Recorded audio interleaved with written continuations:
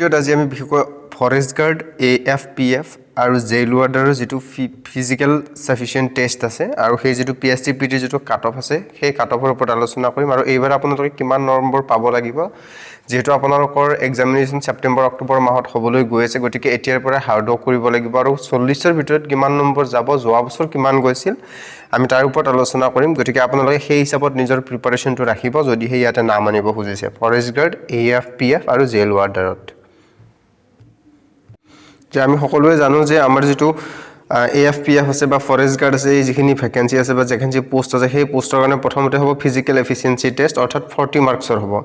20 number আপোনালোকৰ লং জাম্পত থাকিব আৰু 20 নম্বৰ আপোনালোকৰ 3200 মিটাৰ ৰানিংত থাকিব ফিজিক্যাল এফিচিয়েন্সি টেষ্ট যেতিয়া আপোনালোকে কোৱালিফাই কৰিব নট অনলি কোৱালিফাই আপোনালোকে এটা ভাল নম্বৰ পাই কোৱালিফাই কৰিব লাগিব আৰু তেতিয়া আপোনালোক ৰিটেন টেষ্টলৈ মতা হ'ব এটা ৰিটেন টেষ্টলৈ এটা পদৰ বিপৰীতে 5 জনকৈ ক্যান্ডিডেটস মতা হ'ব মই হেতু দেখুৱাই দিছো টোটালি চাই লওক যে আপোনালোকৰ যেটো পোনপ্ৰথমতে আমি যদি প্ৰিভিয়াস ইয়াৰৰ লগত তুলনা কৰো তেনেহলে আপোনালোকৰ যদি প্ৰিভিয়াস ইয়াৰৰ কাট অফটো চাই বা ভ্যাকেন্সিজ চাই তেতিয়া কেনেকুৱা ধৰণৰ পাব আপোনালোক দেখুৱাই দিছো যে পোনপ্ৰথমতে আপোনালোকৰ আহিব যে প্ৰিভিয়াস ইয়াৰত যেটো আপোনালোকৰ ফৰেষ্ট গাৰ্ডৰ পদ আছিল 1226 টা আছিল অৰ্থাৎ 1226 টা আছিল আৰু 1226 টা পদৰ বিপৰীতে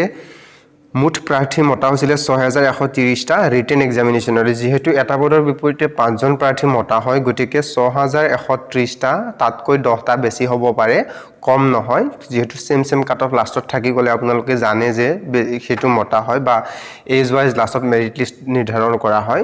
গতিকে আপোনালোকৰ যেটো লিখিত পৰীক্ষালৈ মতা প্ৰাৰ্থীৰ সংখ্যা আছিল 6130 আৰু তাৰ ভিতৰত যেটো আপোনালোকৰ 40 ৰ ভিতৰত টোটাল মাৰ্ক গৈছিল যদি জেনাৰেল ক্যান্ডিডেটস খিনিৰ বাবে চাও 32.68 গৈছিল তাৰ পিছত OBC ৰ কাৰণে 31.16 গৈছিল SC গৈছিল 31.36 আৰু STP প্লেন এৰিয়াৰ কাৰণে গৈছিল 31.42 অৰ্থাৎ হাইয়েস্ট কাট অফ গৈছিল 32.68 জেনাৰেলৰ যেহেতু পোষ্টৰ সংখ্যা 1226 টা আছিল আৰু 6130 টা ক্যান্ডিডেটস অল ওভাৰ অসমত মতা হৈছিল এটো অল ওভাৰ অসম ভিত্তিক হয় AVUB ৰ নিচিনা ডিস্ট্ৰিক্ট ওয়াইজ ভ্যাকেন্সি নহয় গতিকে এটো অল অসম ভিত্তিক হয় হেতু মনত ৰাখিব এতিয়া আমি আহো ইয়াৰে যেটো ফৰেষ্ট গাৰ্ডৰ এটো প্ৰিভিয়াস আছিল কম্পাৰিজন কৰিলো বৰ্তমান যদি আমি ফৰেষ্ট গাৰ্ডৰ বৰ্তমান ইয়াৰৰ সামগ্ৰিক কাৰেন্ট ইয়াৰৰ চাও তেনেহলে এটো চাব পাৰে যে 504 টা ভ্যাকেন্সি আছে এবাৰ 504 অৰ্থাৎ 504 টা ভ্যাকেন্সিৰ বিপৰীতে মুঠ প্ৰাৰ্থী 2520 জন মতা হ'ব অৰ্থাৎ হাইয়েস্ট টু হাইয়েস্ট কিমান হ'ব 2550 হ'ব 2550 টা তাৰ ওপৰত নহয় গতিকে 2500 যেহেতু 50 টা বা 2520 টা ক্যান্ডিডেটস মতা হ'ব যোৱা বছৰ 6130 টা মতা হৈছিল যেটো এক্সামিনেশনস হৈ গৈছিল গতিকে ইয়াতে স্বাভাৱিক কথা যে আপোনালোকৰ কাট অফটো বেছি যাব এনেকুৱাও নহয় যে কাট অফ বহুতেই বেছি যাব এটা যদি কাট অফ 40 আছে 40 ৰ ভিতৰত এটা সীমিত কাট অফ থাকিব আৰু সেই সীমিততে ৰৈ যাব ইয়াত বাহিৰে আমাৰ 41 টো কোনোদিনে যাব নোৱাৰে অৰ্থাৎ জেনাৰেলত যদি আপোনালোকে 34.50 নম্বৰ পায় তেনেহলে আপোনালোকে এই যেটো এক্সামিনেশনছৰ কাৰণে বা ৰিটেন এক্সামিনেশনৰ কাৰণে নাম অহাৰ সম্ভাৱনা আছে ইয়াতকে বেছি পালে আৰু ভাল 35 36 পালে খুবেই ভাল OBC ৰ ক্ষেত্ৰত মিনিমাম আপোনালোকক 33 লাগিবই ইয়াৰ কম হলে আপোনালোকৰ অহাটো ইমান সম্ভৱ নহব কাৰণ আপোনালোকে জানে মাত্ৰ 2520 বা 2550 ৰ ভিতৰতে ক্যান্ডিডেটস মতা হ'ব আৰু SC ৰ ক্ষেত্ৰত যাব 33.40 তাতকে কম নহব আৰু ST প্লেনৰ ক্ষেত্ৰত 33.90 কিয়নো যেটো এটা অল অসম ভিত্তিক হয় অসম ভিত্তিক ফিজিক্যাল টেষ্ট হয় বহু ক্যান্ডিডেটসে বহু কষ্ট কৰে বহু ক্যান্ডিডেটসে ৰানিংটো এক্সেলেন্ট মৰা কিছুমান ক্যান্ডিডেটস আছে আমাৰ অসমত গতিকে আপোনালোকৰ যেটো কাট অফ আছে এই কাট অফ ইয়াতকে কম নহয় আপোনালোকে ইয়াতকে নম্বৰ বেছি পাবলৈ চেষ্টা কৰিব তেতিয়াহে আপোনালোকে সেফ সিকিউৰ স্থানত থাকিব এটা নেক্সট কথাটো আহিম আমি হেতু হ'ব দ্বিতীয়টো ভ্যাকেন্সি যেটো AFPF এটা AFPF ৰ ভ্যাকেন্সিজ যেটো হৈ গৈছিল পিছৰবাৰ সেইবাৰো কিমানটা পদ আছিল 981 টা পদ আছিল 981 টা পদ আছিল আৰু তাৰ বিপৰীতে ক্যান্ডিডেটস মতা হলে 4905 অৰ্থাৎ যেহেতু 5 জন ক্যান্ডিডেটছক মতা বস জেনাৰেলৰ কাট অফ গৈছিল 40 ৰ ভিতৰত 32.68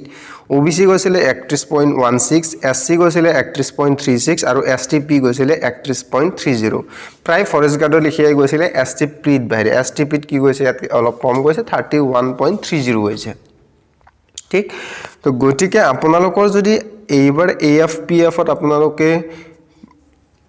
নাম আনিব খুজিছে গতিকে আপোনালোকে কিমান নম্বৰ পাবলৈ সক্ষম হ'ব লাগিব তাৰ আগতে আমি চাই ল'ম যেটো ইয়াৰে ভ্যাকেন্সি যোৱা বছৰতকে আধা বুলিয়ে ক'ব লাগিব কিয়নো 405টা ভ্যাকেন্সি আছে যোৱা বছৰ 981টা ভ্যাকেন্সি আছিল আৰু লিখিত পৰীক্ষালৈ যেটো আপোনালোকৰ মাতিব এটো ফিক্সড যে 405ক যদি আমি 5ৰে পূৰণ কৰো 2025টা অৰ্থাৎ 2025ৰ পৰা 50ৰ ভিতৰত ক্যান্ডিডেটস মাতিব তাৰ ওপৰত নামাতে এটো ফিক্সড গতিকে আপোনালোকৰ যেটো জেনাৰেলৰ কাট অফ থাকিব হেইটো 34.50 পাবই লাগিব ওবিসি আপোনালোকে 33 পাবই লাগিব 40ৰ ভিতৰত এসসি 33.40 পাবই লাগিব এসটি প্লেনেৰে 33.60 পাবই লাগিব আপোনালোকে ৰানিংত মই জানো যে ৰানিংত বহু কষ্ট হয় নম্বৰ উঠাবলৈ কিন্তু ৰানিংত আপোনালোকে নম্বৰ উঠাবলৈ চেষ্টা কৰিব আৰু এজ ওয়েল এজ লং জাম্পত আপোনালোকে এক্সিলেন্ট থাকিবই লাগিব নেক্সট আমি আহো জেল ওয়াৰ্ডাৰৰ ক্ষেত্ৰত যেটো আপোনালোকৰ জেল ওয়াৰ্ডাৰৰ যেটো যোৱা বছৰৰ যেটো ভ্যাকেন্সিজ আছিল কিমান আছিল আৰু এবাৰৰ ভ্যাকেন্সিজ কিমান আছে আৰু কিমান কাট অফ গৈছিল টোটাল ভ্যাকেন্সি 253 আছিল আৰু ইয়াৰ ভিতৰত 1265 জন ক্যান্ডিডেটছক ৰিটেন এক্সামিনেচনলৈ মতা হৈছিল জেনাৰেলৰ কাট অফ জেল ওয়াৰ্ডাৰৰ সকলোতকৈ উচ্চ আছিল cut off 37.58 OBC 36.48 SC 32.50 STP 37 তো আপোনালোকে ভাবি লব পাৰে যে এতে কিনকুৱা ধৰণৰ কাট অফ গৈছে 40ৰ ভিতৰত অৰ্থাৎ আপোনালোকৰ ৰানিংতো এতে এক্সিলেন্ট থকা ক্যান্ডিডেটস আছে গতিকে আপোনালোকে সেই হিচাপত এইবাৰৰ যেটো জেল ওয়াৰ্ডাৰৰ ভ্যাকেন্সিজ আছে আৰু কিমান ক্যান্ডিডেটস মাতিব হেতু যদি আমি দেখুৱাই দিও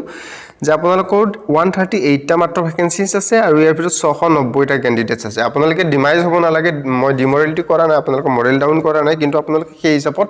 কি ৰাখিব লাগিব কম্পিটিশন খুব টাফ হ'ব গতিকে আপোনালোকে সেই হিচাপত আপোনালোকৰ মজবুত কৰি লাগিব শৰীৰ মগজু শাৰীৰিকভাৱে মানসিকভাৱে গোটেইখিনি আপোনালোকে মজবুতি কৰি ল'ব লাগিব জেনাৰেলত আপোনালোকে 38.10 তলত আশা কৰি লাভ নাই মানে 37 ঠিক আছে 37 আপোনালোকৰ এটা হৈ যাব পাৰে কিয়নো ৰানিংত 70 নম্বৰ উঠোৱাটো ইমান সহজ নহয় ওবিসিৰ ক্ষেত্ৰত আপোনালোকে 36.90 বা 36.90 পাবই লাগিব এসসিৰ ক্ষেত্ৰত 34.20 কম্পালসৰি আৰু এসটিৰ ক্ষেত্ৰত আপোনালোকৰ 37.50 আপোনালোকে পাবই লাগিব তেতিয়াহে আপোনালোকে ইয়াটো যেটো আছে এই জবটো যেটো আছে আপোনালোকে নম্বৰ আনিবলৈ সক্ষম হ'ব গতিকে আপোনালোকক মেইন কথাটো এইটোৱে হ'ল যে যেহেতু ক্যান্ডিডেটস 5 টাইমস মতা হ'ব মই ইতিমধ্যে তাতো উল্লেখ কৰিছো যেহেতু 5 জন ক্যান্ডিডেটস এটা পদৰ বিপৰীতে মতা হ'ব গতিকে ভ্যাকেন্সিও যোৱা বছৰৰ তুলনাত কম আছে গতিকে আপোনালোকে যেটো এক্সাৰসাইজ আছে আপোনালোকৰ যেটো প্ৰেক্টিস আছে সেই প্ৰেক্টিসটো খুব ভাল কৰিব লাগিব তেতিয়াহে ইয়াতে নম্বৰ আনিবলৈ সক্ষম হ'ব আৰু তেতিয়াহে আপোনালোকে ৰিটেন টেষ্ট দিব পাব গতিকে আপোনালোকে সেই হিচাপত প্ৰিপাৰেচন আজিৰে পৰা আৰম্ভ কৰক মানুহে নোৱাৰা বস্তু একো নাই যত্ন কৰিলে ৰত্ন পায় গতিকে আপোনালোকে এতিয়াৰ পৰা সাধনা কৰক এতিয়াৰ পৰা আপোনাৰ নিজৰ ঈশ্বৰক চিন্তন কৰি আপোনালোকে শাৰীৰিক যেটো প্ৰক্ৰিয়া আছে হেতু চলাই যাওক 40 নম্বৰ আগত ৰাখি 40ৰ ভিতৰত কেনেদৰে আমি 38 নম্বৰ পাব পাৰো কেনেদৰে আমি 37 নম্বৰ পাব পাৰো তাৰ ওপৰত লক্ষ্য ৰাখি আপোনালোকে প্ৰেক্টিস কৰি থাকক আপোনালোকে নিশ্চয়কৈ সফল হ'ব আৰু যিবোৰ সফল হ'ব সেইবিলাক আমাৰই মাজত এজন গতিকে আমাতকে যিজন অলপ ডিফাৰেন্টলি প্ৰেক্টিস কৰিব বা ডিফাৰেন্টলি আমাতকে অলপ বেছিকৈ কষ্ট কৰিব তেখেতে নিশ্চয়কৈ সাকসেস হ'ব গতিকে আপোনালোকে অলপ নৰমাল ক্যান্ডিডেটছতকৈ নিজকে অলপ বেলেগ হিচাপে ট্ৰিট কৰিব লাগিব তো তেতিয়াহে আপোনালোকে ইয়াতে এটা চাকৰি পাবলৈ সক্ষম হ'ব গতিকে ভিডিওটো দেখিনে আছিল যদি এই ভিডিওটো চাই ভাল পালে চেনেলটো আপোনালোকে মৰম দিব সহায় দিব বহুখিনি দিছেও ইতিমধ্যে ধন্যবাদ জয় অসম